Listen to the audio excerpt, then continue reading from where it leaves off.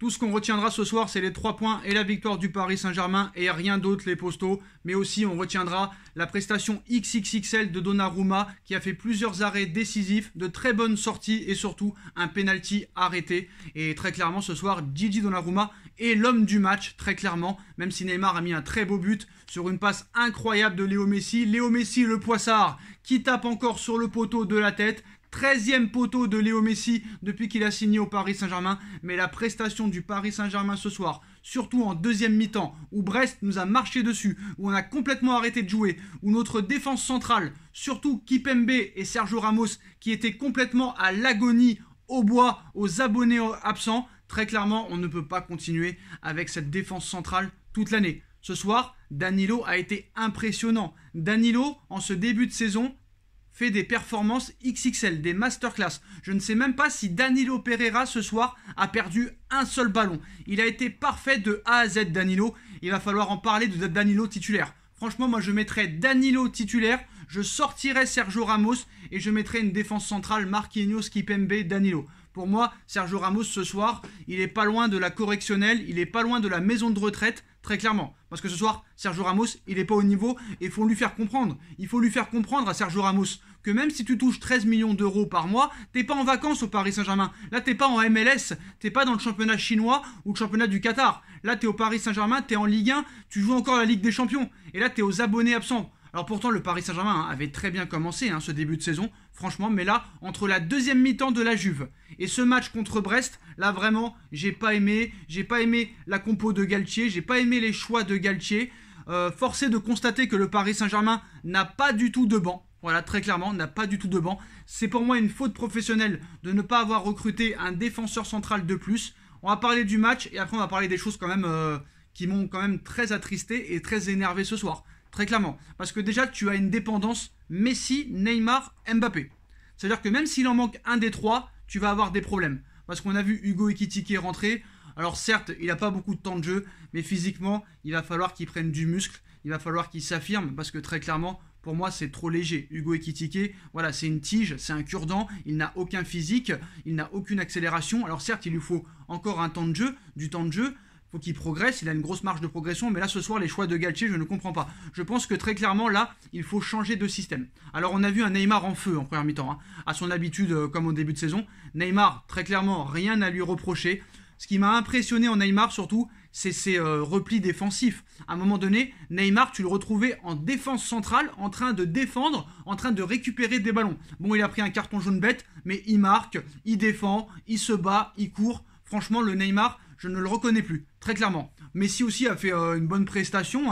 Il a donné quelques caviars. Malheureusement, Mbappé a raté les occasions. Mbappé, on l'a presque pas vu à part une ou deux occasions. Il a été sorti par Galtier. Alors Galtier, c'est bien, il n'a pas peur de sortir les stars. Messi, le poissard, qui tape encore sur le poteau. Alors c'est vrai qu'en première mi-temps, le Paris Saint-Germain n'a pas eu de chance.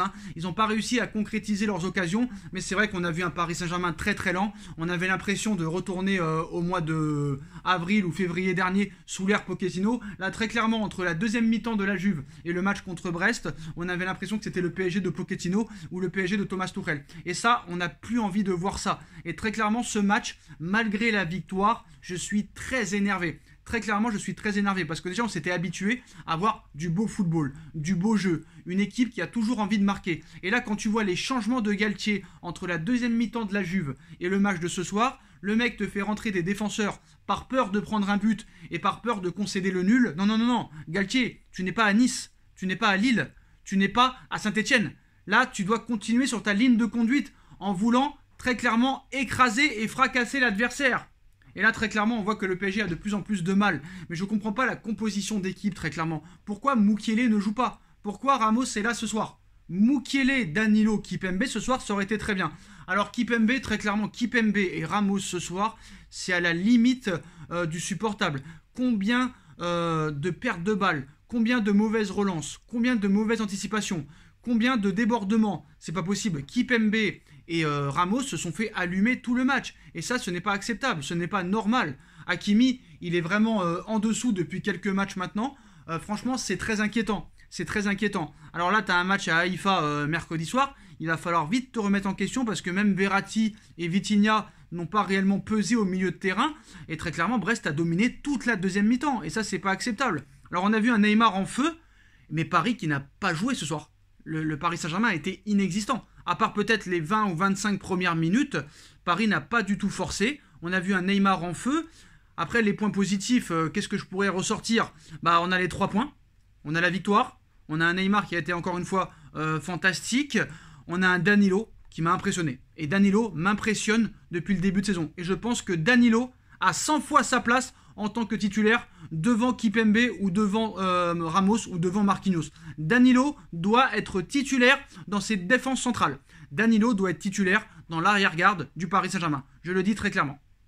Alors, il y a eu quelques bonnes séquences entre Neymar, Mbappé, Messi. Ça fait plaisir. Mais dès que les trois ne sont plus là, c'est plus le même PSG. Et très clairement, voilà, t'as pas de bonne doublure. T'as pas voulu prendre un 9, tu vas t'en mordre les doigts. T'as pas voulu prendre un défenseur central supplémentaire, tu vas t'en mordre les doigts. Comment tu vas tenir toute la saison sans défenseur central de métier supplémentaire et sans numéro 9? Explique-moi Campos, explique-moi Nasser et explique-moi Gattier. C'est pas possible. Alors tu vas pouvoir tenir jusqu'au mois de janvier. Mais si tu ne prends pas un défenseur central supplémentaire et un numéro 9 supplémentaire pendant le prochain mercato hivernal, ce sera une faute professionnelle. Mais c'est impossible que le Paris Saint-Germain aille loin en Ligue des Champions avec cette défense centrale-là. C'est impossible. Voilà, c'est inconcevable. Et ce serait très clairement une faute professionnelle si le PSG ne recrute pas au moins 2 joueurs lors du mercato hivernal. Et je ne comprends pas pourquoi le PSG n'a pas pris un défenseur central supplémentaire. Pour moi, c'est une ineptie, très clairement. Alors, deuxième mi-temps catastrophique, aucun rythme, jeu complètement stéréotypé, des sénateurs, des hommes politiques. Voilà, on avait l'impression de voir des sénateurs, très clairement. Des retraités dans une maison de retraite. Le PSG n'a pas respecté le football. Le côté droit n'a pas été exploité. Les latéraux ont été aux abonnés absents. Il y a eu 20 bonnes premières minutes et après, ça s'est complètement éteint, ça s'est complètement arrêté. Galtier, sur son banc, aucune réaction. Il ne faut pas commencer à prendre les mauvaises habitudes parce que sinon, ça risque de partir en couille très rapidement. Voilà, très rapidement. J'ai trouvé un Kimpembe et un Ramos très très faible. Un milieu de terrain pas du tout concerné, très clairement. Ce soir, à part Neymar, Donnarumma, Messi, je ne retiens personne. Très clairement. Et Danilo surtout. Danilo. Parce que Danilo, franchement, dans ses interceptions très propres, très solides, le mec, son jeu vers l'avant est assez bien. Franchement, ce soir, Danilo, pour moi, c'est pas loin d'être l'homme du match, avec Messi et Neymar. Mais très clairement, en attaque, tu as aussi des faiblesses quand les trois ne sont plus là. T'as personne en soutien pour les aider. Le milieu de terrain était aux abonnés absents. Pourquoi il n'a pas mis Verratti et Vitinha sur le banc, ou un des deux sur le banc, et tu mets Fabian Ruiz ou Carlos Soler titulaire? Tu joues contre Brest. Ces mecs-là en veulent. Ces mecs-là sont sur le banc. Ces mecs-là viennent d'arriver au Paris Saint-Germain. Donc ils ont tout à fait intérêt à donner tout sur le terrain. Il aurait dû mettre Fabian Ruiz ou Soler à côté de Vitinha ou Marco Verratti ce soir. Voilà, c'est tout, c'est clair, c'est net, c'est précis. Alors franchement, on a critiqué Marquinhos, mais ce soir on critique Ramos aussi depuis le début de saison et Kimpembe. Ces 3 défenseurs centraux sont en grande difficulté depuis le début de saison. Et à un moment donné, je sais ce que vous allez dire. Je sais ce que vous allez dire. Sacha, sur 9 matchs, ils n'ont pas été bons un match et demi. Ils ont le droit de ne pas être bien. Non, t'as pas le droit de ne pas être bien. Galtier doit faire des choix. Galtier doit faire du turnover. Mukiele doit être titulaire ce soir. Fabian Ruiz et Soler doivent être titulaires ce soir. Très clairement. Alors à un moment donné, il ne faut pas que Galtier s'enferme dans sa zone de confort. Sinon, il risque très rapidement de voir rouge. Et attention, Haïfa, c'est pas gagné. Il va falloir très vite se reconcentrer, se remobiliser. Parce que sinon, on va passer très clairement à la moulinette. Ça, je peux vous dire très clairement. On n'a pas le droit de continuer comme ça. Il va falloir vraiment vite se remettre en question. Alors maintenant, il faut ouvrir le débat. Il faut ouvrir le débat sur Kimpembe, sur Sergio Ramos, qui pour moi n'ont pas le niveau depuis le début de saison. Le problème, c'est que Marquinhos non plus n'a pas le niveau en ce début de saison. Le seul qui a le niveau en défense centrale à l'heure actuelle, c'est Danilo, dont le PSG voulait se séparer, mais Galtier a voulu le garder, et Galtier a eu raison. Alors, la seule chose de bien qu'a fait Galtier, c'est essayer de faire un triple changement à un moment donné, pour essayer un petit peu d'amener de la fraîcheur, parce qu'on peut aussi les excuser, parce que voilà, la fatigue peut se faire ressentir. Tu joues tous les 3 jours, mais là, tu as un match très important mercredi, tu as un match très important à Lyon la semaine prochaine, et on sait qu'à Lyon, c'est toujours compliqué de gagner pour le Paris Saint-Germain, donc à un moment donné, voilà.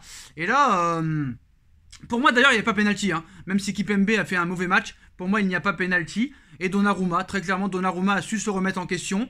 Je pense que Galtier lui a parlé. Il est sorti dans les sorties aériennes. Il a été parfait dans les sorties. Il a été parfait dans les relances. Il a été parfait sur sa ligne. Il a arrêté le penalty. Franchement, ce soir, pour moi, l'homme du match est Donnarumma. En top 2, je mettrai Neymar. Et en top 3, je mettrai Danilo. Messi en 4e. Le reste, ce soir, voilà, ça a été très moyen. Même très mauvais. Donc, voilà. Bon, la deuxième mi-temps, on va pas en parler. Elle est complètement insignifiante. Voilà, Danilo, ça a été monsieur propre ce soir, mais Kimpembe et Ramos, ça a été des gros bourrins. Moi, j'ai vu une très grande nullité, voilà, sur ce match, très clairement.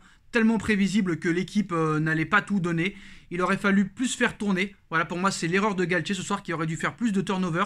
Ramos, il essaye de faire quelque chose quand même. Il essaye de se battre, mais tu vois qu'il n'y arrive pas. Il n'y arrive pas dans ses relances, dans ses interceptions. Il n'y arrive pas.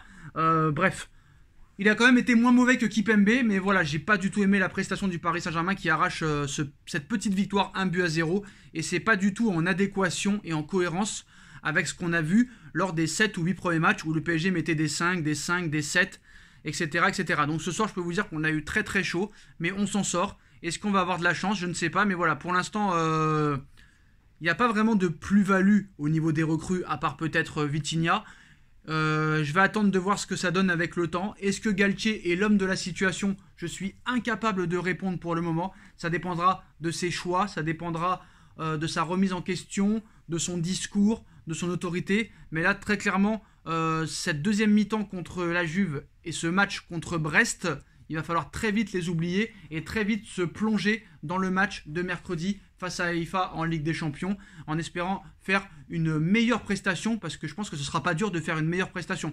Mais il faut qu'ils se bougent le cul, il faut très clairement qu'ils restent sérieux, comme ils l'ont été tout le mois d'août et début septembre. Voilà les postos. Malgré ça, victoire du Paris Saint-Germain par le plus petit des scores, 1-0, avec un but de Neymar Junior qui continue ses stats folles depuis le début de saison. Une masterclass de Danilo en défense centrale, une masterclass XXL de Donnarumma dans les buts, qui est pour moi l'homme du match ce soir. Dites-moi en commentaire ce que vous en pensez, les postos. On se retrouve dans quelques minutes avec Nono pour le débrief de Nono sur la chaîne Les Vidéos Nono et Sacha. Et nous, on se retrouve très vite pour une nouvelle vidéo, les postos. Tchuss.